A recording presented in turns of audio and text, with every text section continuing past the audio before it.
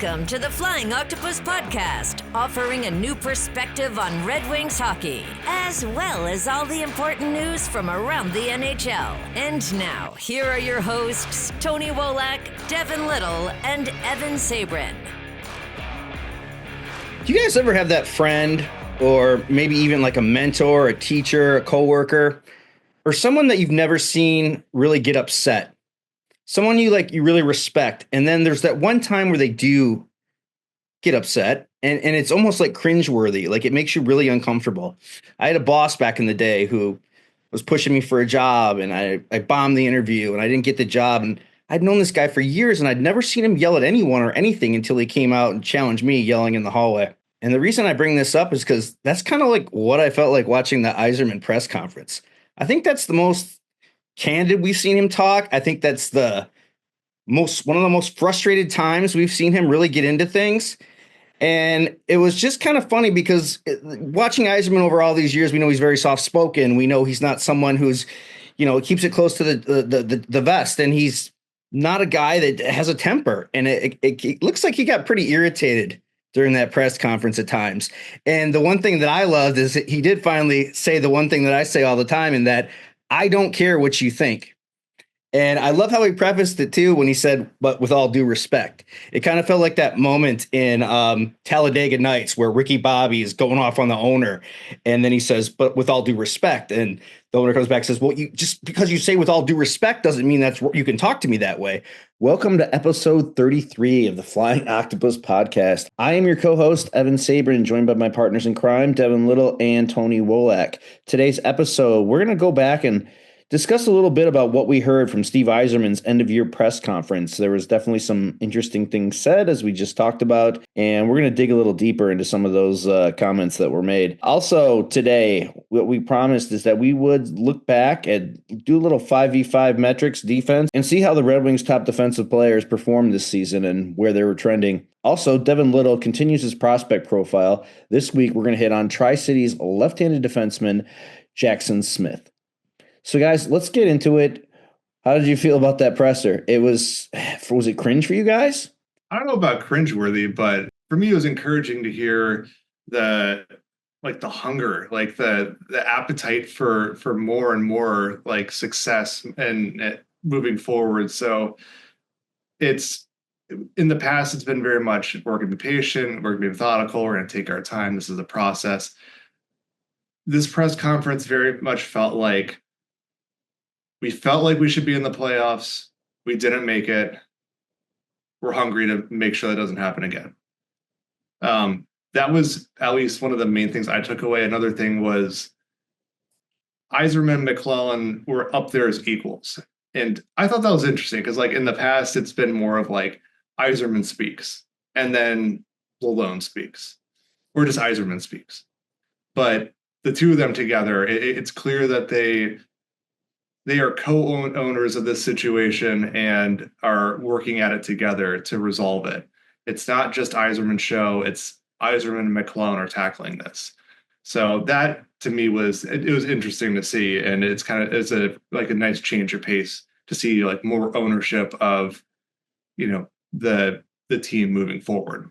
We talked last week about Dylan Larkin's comments and how I thought that it just means that he's hungry. He wants the playoff drought to end. And honestly, I got the exact same read from Steve Yzerman and Todd McLellan.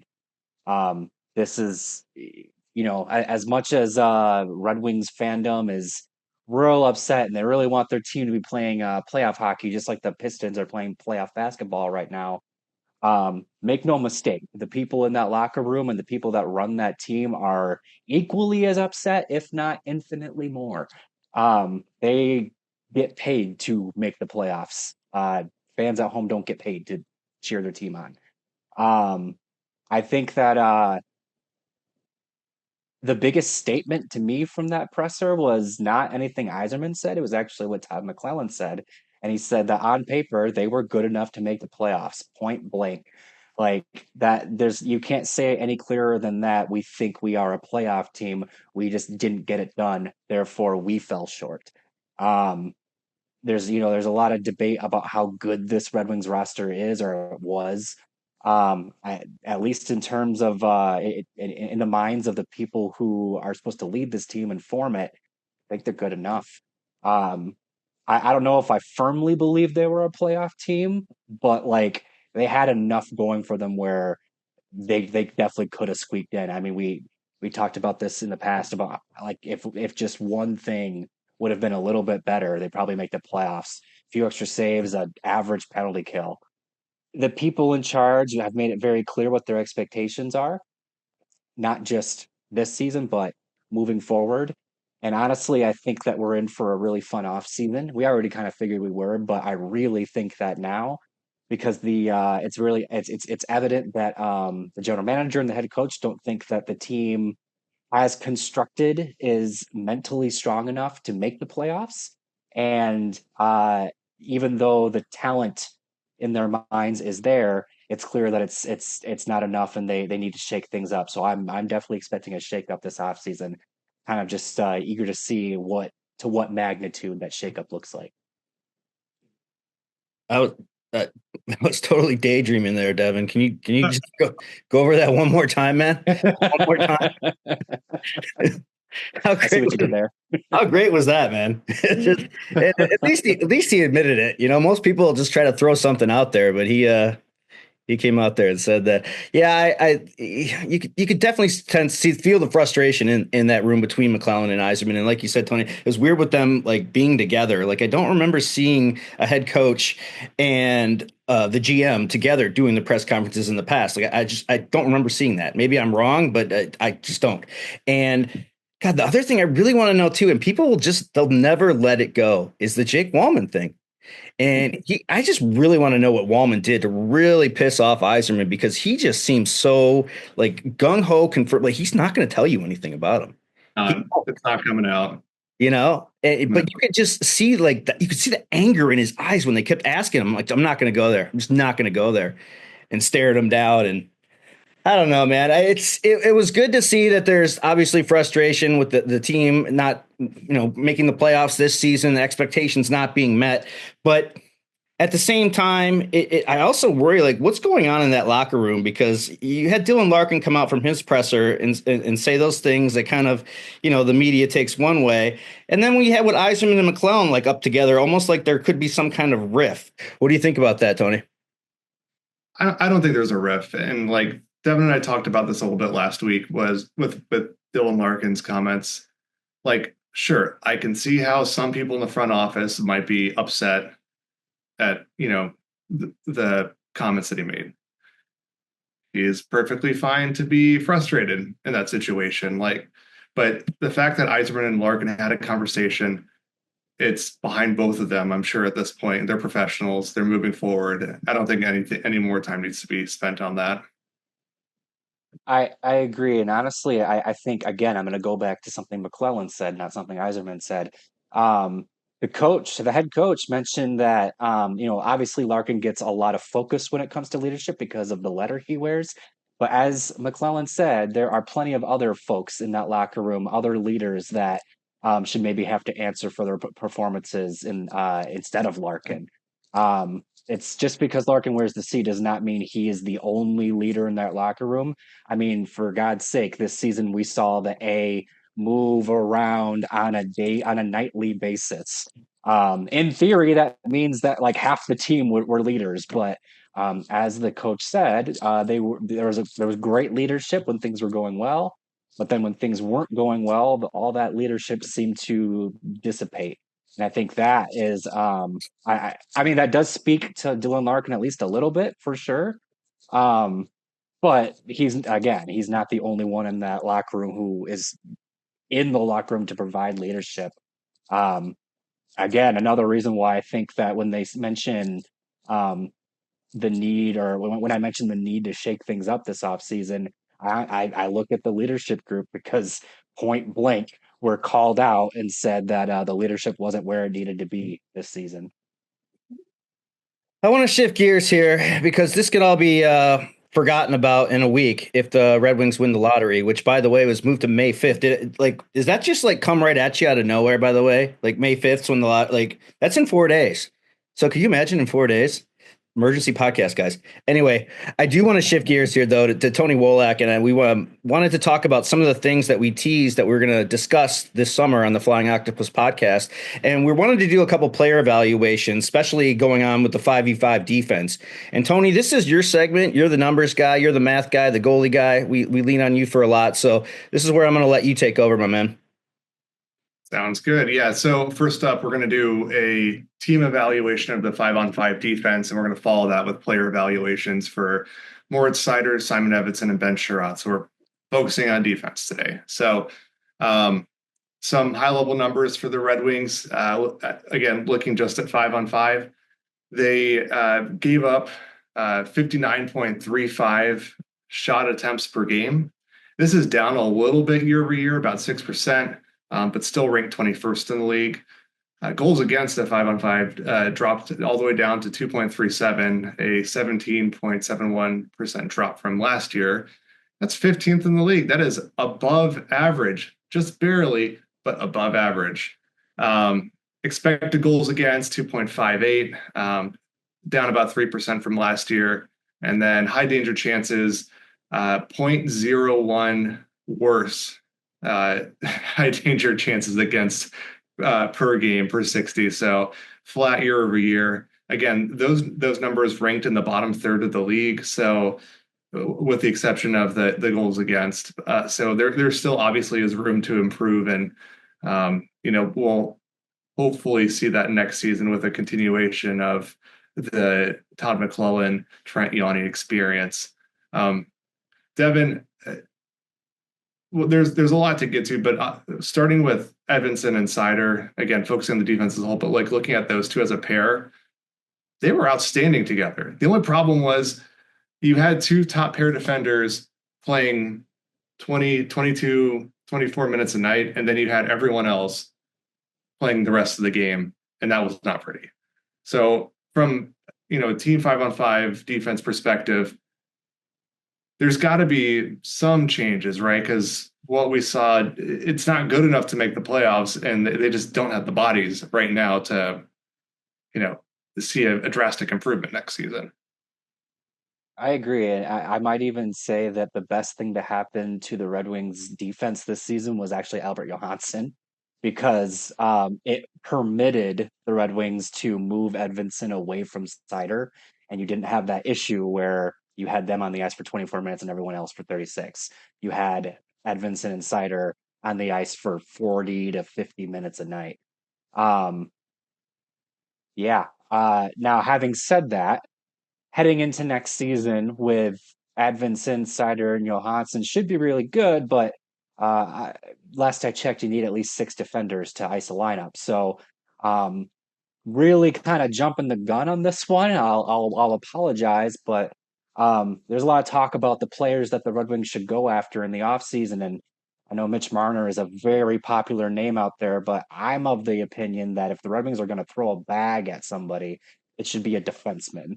Not just because I just mentioned there's 3 good ones and then 3 other guys that play because they have to. Moritz Seider has been overworked like a mother, pretty much since he became a regular NHLer. And I think that it would do him a great benefit. It would do the Red Wings a great benefit if they could bring someone in to take on some of those tough minutes. Don't get me wrong, Seider's the number 1 defenseman for this team, and that's going to stay that's going to be the case regardless of who they bring in. But I think that there are options out there, at least projected for right now, to be available that could either help Seider with those minutes or just straight up take them on, or take on a chunk of them. And I think that more so than anything is what the Red Wings need to really focus on in the offseason. Goals will come, especially with a prospect like Axel Sandin-Pellikka coming on the blue line as well. But right now, the Red Wings need to improve their ability to keep the puck out of their own net. So I'm going to pivot a little bit here to Moritz Seider. We talked to Devin, you mentioned he was overworked, and, he was. Like, if you look at, all the defensemen around the league, he had the most minutes against elite competition. Out of every single defenseman, the most difficult deployment, Now, he was successful during that time, which is great. He had a positive chance and goal share against the league competition.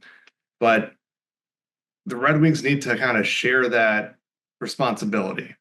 Ben Chiarot got a lot of elite deployment time. Simon Edvinsson did as well. But hopefully there's going to be a more balanced decor moving forward, because if Seider can get away from elite competition a little bit and have some more offensive zone starts, play against the replacement level players a little bit more, we could see that offensive side come out a little bit more. And if there's no drop off defensively with other players on the ice, it's great for the Red Wings, right?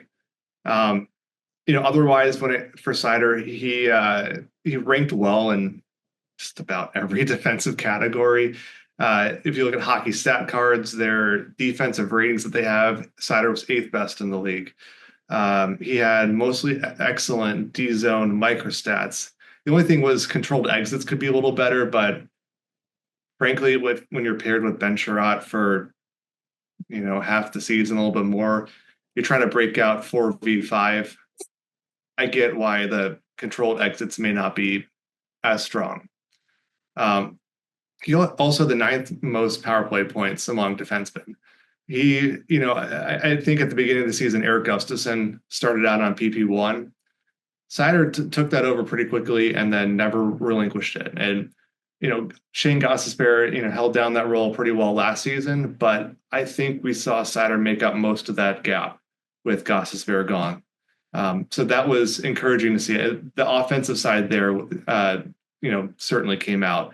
And scoring anywhere in the 45 to 55 range, that's fine by me in terms of points across the season. So honestly, I was impressed. You got to give him an A for the season.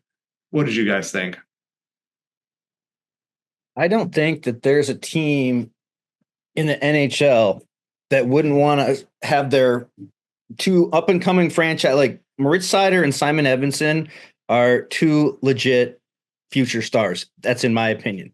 Maybe not to you guys, but that's what I see. And I don't think there's any team in the NHL that wouldn't kill to have that kind of foundation that the Red Wings have. You figure in if Axel Sandin Pellikka hits, you have guys like Albert Johansson, you still have guys coming up in the depth group. Your defensive foundation for the next 5 to 10 years could be pretty solid, especially with the great contracts that with Seider that's under. But I think it's very encouraging to see where this team is headed and what they're going to have for the next 5 years. Now is the part where you have to fill in those holes. As Devin said, there, you got 3 quality defensemen. Now you need to plug in those 3 holes. You can fill in those second pairing roles and third pairing roles through free agency. And if you can even get to the point where Ben Chiarot's playing on the third pair and playing less minutes, sheltered minutes, then I think you could be in pretty good shape. So I think this offseason is going to be, if they don't address the defense this offseason, I don't know where that roller coaster that we've been on for so long is going. Down on a big drop. Yeah. I think for me personally, this was just another season of growth for Seider. I'm going to start with some stats. He averaged just a tick over 25 minutes a night in terms of ice time, the highest rate of his career, which to me just illustrates how much the Red Wings rely on him. 25 minutes a night is honestly pretty standard for a surefire number 1 defenseman in this league. Having said that, I do think ideally you want him around 22, 24. 25 is a little high. And then -5, I know me personally, I'm not a huge plus, but -5 is the best plus minus rate of his career to this point, showing some growth defensively, and also seemingly that suggests that more good things are happening with him on the ice. And then as you mentioned, Tony, real growth on the power play. I think that might be the biggest thing for me in terms of what he showed this year, is that offensive side of his game is probably the most underrated part of his game, but it is there. He does move the puck well. He can read lanes. He reads the play well. I know people kind of think of him as just like the workhorse in the defensive end, but if you give him an opportunity, he does know what to do with the puck. And I think that he showed that this season in a way that he really hasn't since his rookie season, I think. And I think maybe that's a testament to Todd McLellan as well. But um, I continue to be fully on board the Seider train. I've not seen anything from him that would make me get off of it. I do think there are moments throughout the season where you saw him make uncharacteristic mistakes. And I think you can attribute that to a number of things. He's still a young defenseman. They do that from time to time. I mean, I've said it a few times now. He's overworked. I mean, no matter what job you work, if you're overworked, you're prone to make mistakes every now and then. Um, and just in general, like when you, as has been said, when your defensive partner, isn't necessarily very sturdy himself, you find yourself having to compensate a lot, and sometimes that puts you in vulnerable situations. But Seider's used to that at this point, I would say. I think that next season, not only will Seider kind of continue to just be the Red Wings guy on the blue line, but I also think he might have a permanent letter on his jersey, quite frankly. And I think that he's going to be one of those guys that the team leans on even more than they already do to hold this team to a higher standard and get them there too. A couple of years ago, there was some debate about whether Dylan Larkin was a true 1C. He was for the Red Wings, but like relative to the rest of the league. And I think the 2022-23 season, I think that was the time where he just, stamped the 1C like role. Like he is a 1C across the league for sure. The same could be said for Seider the last couple of years. Yeah, he's been the go-to defenseman for the Red Wings. But I think this past season, for sure, just told the entire league, yeah, I'm a number one defenseman. For sure. Now, they also have a top pair level partner for him in Simon Edvinsson. So another player the Red Wings trusted to play against, difficult competition night after night. Across the entire league, he played the 10th most minutes against elite competition and maintained a positive goal share. Now, if you guys remember, the 2023-24 season, Edvinsson joined the Red Wings down the stretch, played the final 20-ish games with the team, paired with Jeff Petrie in the top four. He looked good, solid, made a lot of smart decisions. And so heading into the season, it'll be his first full year with the Red Wings. Now, if you told me before the season that Edvinsson would anoint himself a top pairing defenseman by both offensive and defensive metrics, I mean, I'd be thrilled. But that's what he did. He was absolutely elite when he was paired with Seider. They were outstanding together both offensively and defensively. He had strong zone entry microstats when the play was coming at him. Also, good zone entry microstats when attacking the offensive zone. So he knows how to, play in transition. He knows how to defend, stand up at the blue line, break up plays. Frankly, his reach, I saw so many times throughout the year where an opponent got close to the blue line. He just reached out a little bit. They hesitated, went off sides. Those sorts of things, they don't show up in the box score, but they are noticed. And a lot of what Edvinsson does on the ice goes unnoticed, but he did just about everything right for the Red Wings this season, including fighting Brady Tkachuk. So moving forward, I do expect him to be on the top pairing more often, especially if the Red Wings can find a solid anchor for the second pairing. But at the very least, they have a top-heavy defense, and the two hardest positions to fill on defense, they've figured out with Edvinsson and Seider. So they got that covered.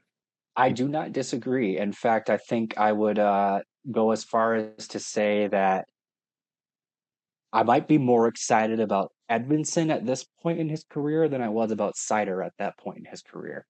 Might be a little bit of a hot take, but I'm really encouraged by what I saw from Edvinsson this season. And I know that he maybe has a little bit of a leg up. You did mention, Tony, he had that stretch run with the Red Wings last season prior to that. had the 9-game audition in 2022-23. It's a little bit of a head start. Seider never got a head start like that, but man, Edvinsson looked like he belonged this season. And like you mentioned, Tony, those little subtle plays that don't show up in the box score, but man, I noticed them too. His reach. I mean, when you're 6'6" and you're a giant human being, you're gonna have advantages like that. But Please don't man, he forget the knows how to kick use pass. them. The kick and the kick The pass. kick Like, pass. not only does he have physical gifts that make him really hard to get around, but the dude also has some skill and he can make plays like that, like you mentioned there, Evan. Um, Talk about Seider kind of getting the opportunity to prove himself on the power play. Edvinsson got a little bit of that as well towards the end of the season. I the crux of my thing right now is that I'm really excited about Edvinsson, and it's because I think there's another level or two for him to find, probably starting next season, and a lot of that comes from the offensive side of his game. I think there's a whole nother level there for sure. They kind of just were, I'd say maybe holding that back a little bit this season because they wanted him to focus more on the defensive side, being reliable and um, they had Gustafson, they had Seider, they had other guys that could produce offensively, so they didn't need Edvinsson to do that. But now that he's kind of established himself as like a legit top four guy, why not let him loose and see what he can really do? I think Edvinsson, it's gonna be I guess it's gonna be interesting to see what the defense looks like next season for a lot of reasons, but mostly is Edvinsson Seider the top pair of like the next 10 years? Is that something that they kind of go to when the chips are down and they need, all their best players going? Or do they separate them kind of on a regular basis? There's always that argument about whether it makes sense to load up your top defensive pairing or spread out your top two guys so that way you always have somebody on the ice for the most part.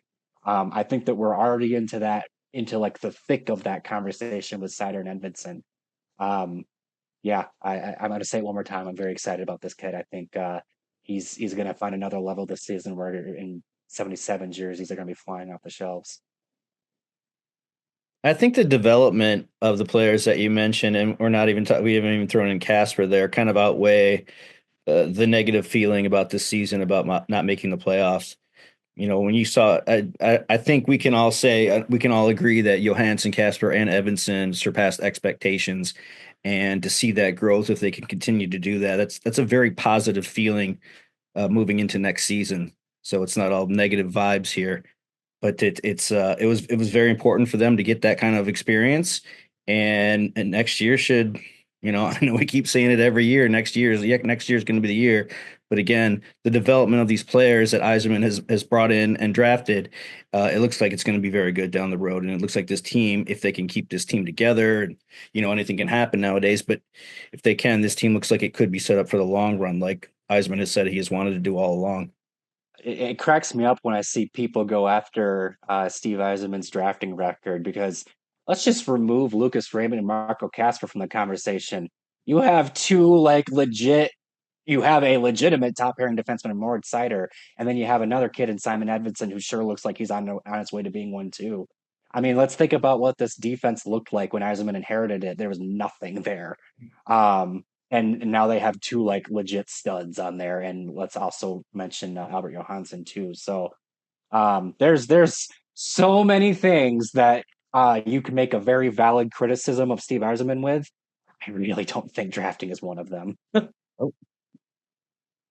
No, not at all. One thing that does bring a lot of criticism, though, is his free agent track record. The poster boy for that is probably Ben Chiarot, who I consider to be the Jonathan Ericsson of today's Red Wings. He is cast in a role that is a bit of an overslot, but there's effort night after night.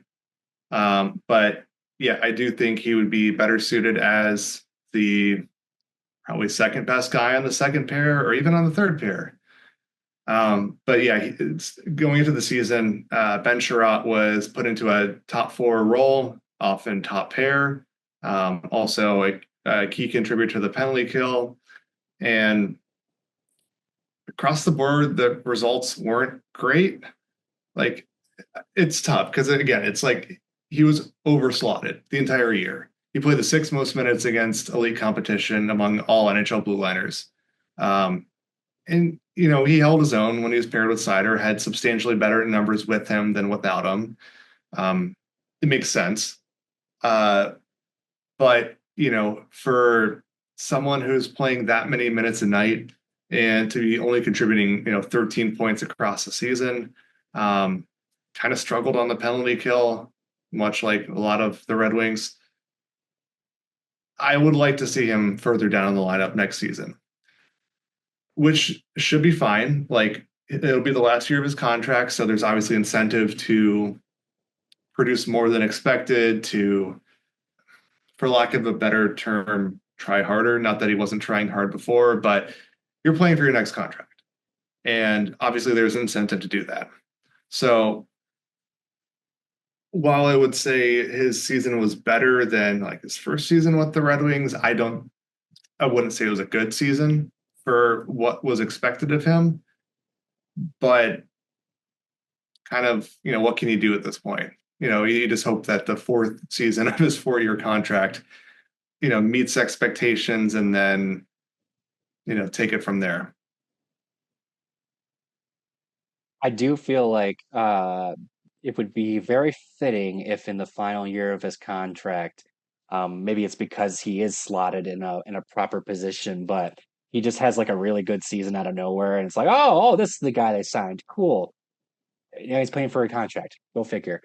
I think I love the Eriksson comparison. I think that's pretty accurate, to be honest with you. Chiarot, I think, also is somebody that immediately came to mind when McLellan made his comments about other leaders in the locker room that maybe should have to answer for the efforts of the team instead of Dylan Larkin. I can think of many times where Patrick Kane is talking about the team, Moritz Seider, Lucas Raymond. Maybe I'm just drawing a blank right now, but honestly, I don't recall Ben Chiarot really answering for the team a whole lot, which is crazy because prior to this season, he had a permanent A on his jersey, but whatever. I honestly think you kind of captured most of it, Tony. He's somebody that I don't think Chiarot is necessarily as bad as he seems. I think most of it is just he's asked to play top pairing minutes, and he is not a top pairing defenseman. But then also you run into the issue of like, unless the Red Wings are going to do a lot to boost the depth on their blue line, he's probably still going to be in a top 4 role. Maybe not on that top pairing anymore, but he's probably still going to play healthy minutes and have a big impact on whether the team wins and loses on a nightly basis. If he's slotted correctly, I agree. I think he'll be fine. He might even actually be pretty darn good, but unless all of that depends on the Red Wings bringing in bodies and maybe some growth internally, and also probably a guy like Axel Sandin-Pellikka proving that he not only is ready to play in the NHL, but like play some big minutes in the NHL too. Because outside of all of that, no matter what, we're going to have Ben Chiarot to talk about for at least one more year. But unless all of those other things happen, we're probably going to be talking about him in a very similar tone as we've been talking about since he became a Red Wing 3 years ago. And also, just real quick, interesting thing to me too is he averaged his highest ice time as a member of the Red Wings this season, clicking over 21 minutes. Previously, his highest was 20 minutes in his first season. So seems like the new head coach trusts him to some extent. It'll be very interesting to see how the Red Wings manage him in the final year of his contract next year. Be honest, Tony, you hate him because he fought Lucas Raymond. Not at all. No, it's just like he's that guy. He is that guy who you like. Everyone like hones in on. Like I get it. Like I They said, went in on Justin Hall too, though. true. Yeah, both of them have very loud gaffes, and so when that happens, everyone points to like, "Oh, told you, I knew he shouldn't be playing." Blah blah blah. Like obviously, Chiarot is a much better defenseman than Justin Hall, but if he was playing on the third pair, if Ben Chiarot was playing on the third pair, I don't think we'd be having this conversation. Just he'd be like a solid third pairing defenseman. One stat, a couple stats that I found interesting about Detroit's defense was it actually got slightly worse under Todd McLellan and Trent Yawney compared to Derek Lalonde's tenure. Goals against actually increased by 3%. Expected goals against went up by 6%. High danger chances against went up by 14%. So, like in the grand scheme of things, these numbers aren't that high. The offensive numbers were they improved. Like the offensive numbers and their improvement from Lalonde to McLellan cover that difference for sure. But it was interesting to see that the team got slightly worse defensively, and that may be because they took more chances offensively and kind of gave up more as a result for playing a riskier style of game. But something to watch going into next season when McLellan and Yanni have obviously a full off season to prepare and put together a roster that they are comfortable with, that fits their system, just to kind of see where things stand in terms of Detroit's defensive performance. And so, sticking with the theme of this episode being defense, the prospect profile we're going to touch on today is on Jackson Smith. He's a left-handed defenseman, one of the top defensemen in the 2025 draft class. Devin, I know you are excited about the Tri-City product here. He got size. He's a good two-way player. Just a solid all-around defenseman. Tell me, what's your read on Jackson Smith? Well, first off, this might be my guy in this draft. I'm not totally sure yet, but Dude, you can't reveal the guy this early. Jesus, we got like 7 more weeks of prospects. It just became May. Like the like memes just started. We'll check back in a few weeks, but he's definitely on my list. We'll see where he ends up, but he I think no matter who you talk to about this kid, some version of this statement will come out. He's a little bit of everything. He's got really good size. I think he's 6'3". He might grow a little bit between now and when he's done physically developing. He'll definitely, I think, be over 200 pounds. Not huge like Simon Edvinsson, but big and sturdy, like a Moritz Seider probably when he's done growing. Now, having said that, I don't think he's going to be like a physical guy like Seider, but he'll have the build to withstand some hits and potentially play a little bit of physical hockey too. Now, what Jackson Smith's calling card is being good at pretty much everything. He's a bona fide two-way defenseman. Tries to make an impact. Tries to make an equal impact in the defensive zone as he does in the offensive zone. Had 54 points in 68 games during the season. This season with the Tri-City Americans. He pushes the pace. He very much tries to be involved with everything from the back end. I wouldn't consider him an offensive defenseman in the same way that I consider Axel Sending Pellikka one, but I do consider him part of an effective attack. I think he can start the rush, lead the rush. He's just maybe not the type of guy who's going to make a solo play that pulls you out of your seats. But he can definitely be the tick in a tic-tac-toe play. I also think that he has that big trait that the Red Wings love, that high competitiveness and hockey IQ. I think that Jackson Smith very well in his once he's done developing and he's in his prime, he'll play on the penalty kill, might get some time on the power play. He's going to play in pretty much every situation. He's a left-handed defenseman one of the reasons why I'm kind of like this might be the guy is because you have Moritz Seider and you have Axel sending Pellick on the right side. You have Simon Edvinsson on the left side. And as much as I love Albert Johansson, I think that long term, you want him to be like the guy on the third pairing, not the second pairing. I think Jackson Smith could really pull the top four together as that second left-handed defenseman. And then also for what it's worth, Smith is also one of the younger guys in this draft.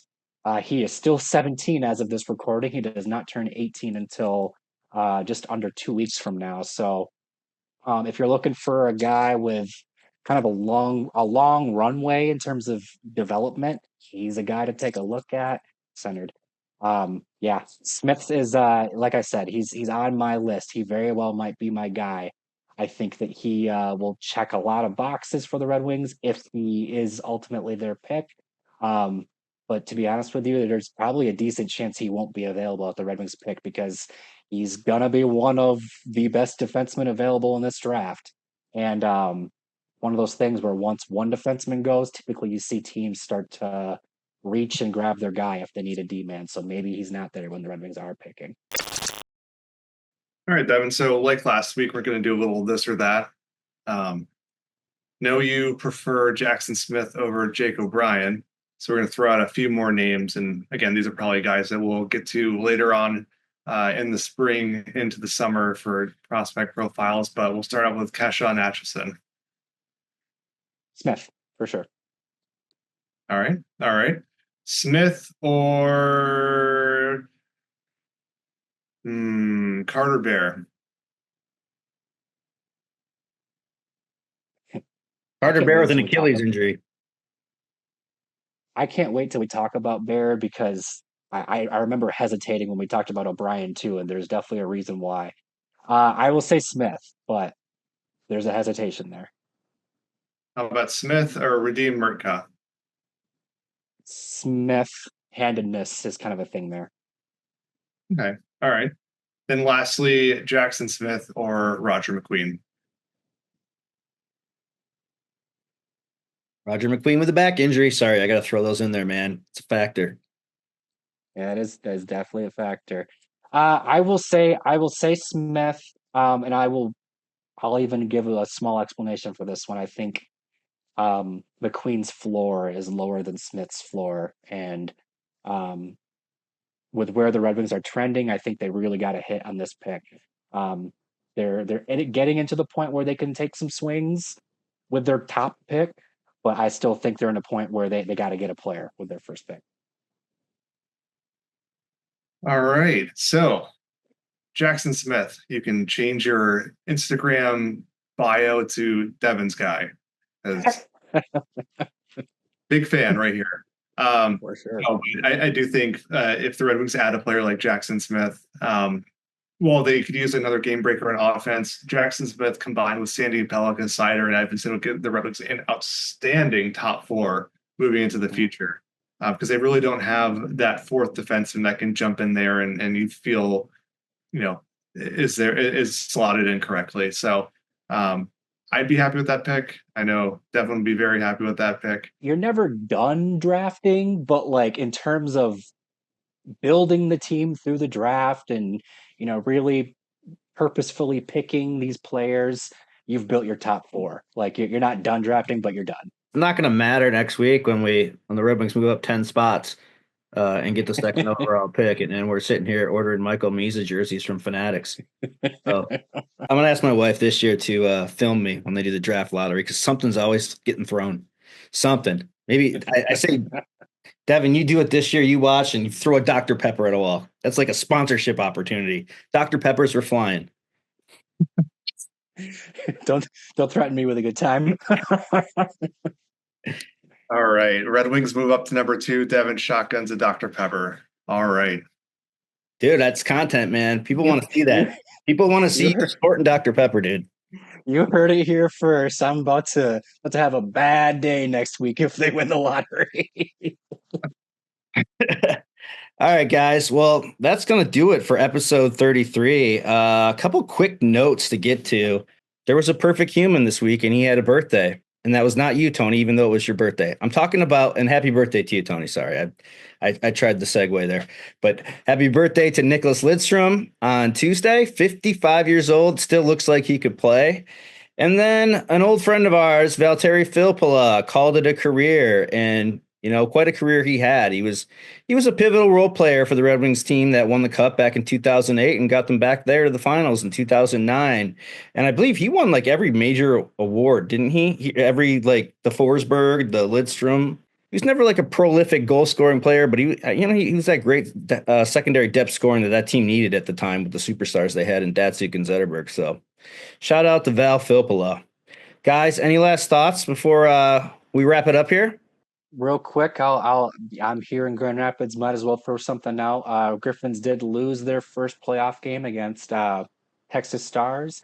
It is a best-of-5 series, so that first loss is already a big one, and they've only got one more game left at home, so they definitely got to win their next game, which is still 3 days from now. Because the AHL scheduling is hilarious, but that's the dumbest thing I've ever heard of, by the way. They definitely are going to be well rested, let me tell you. And it wasn't a good loss either. They lost 4-0. They were shut out. Sebastian Costa was pulled.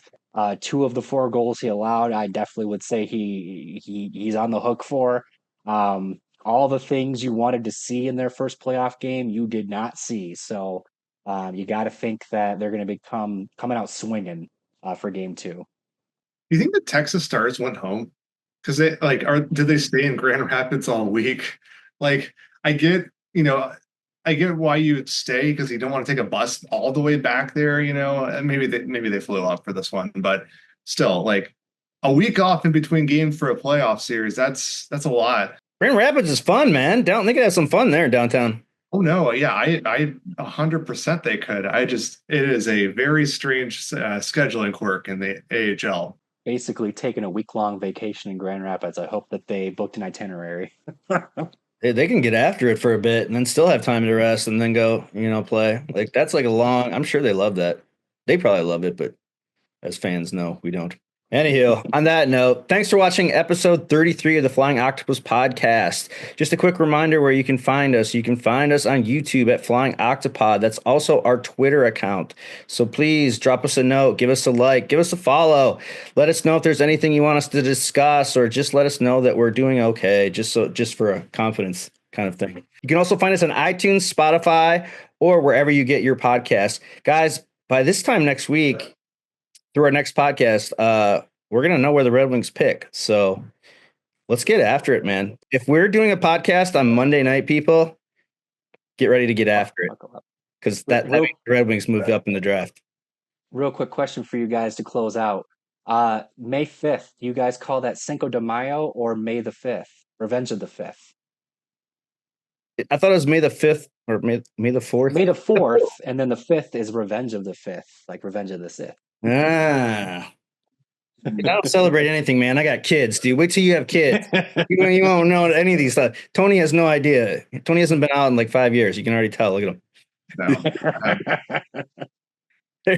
There's no more holidays. It's all downhill after this. So, all right. Well, thanks for watching, guys. Episode 33, and we'll see you guys next week. Thanks for listening to the Flying Octopus Podcast. Follow us on YouTube at the Flying Octopus channel and Twitter at Flying Octopod.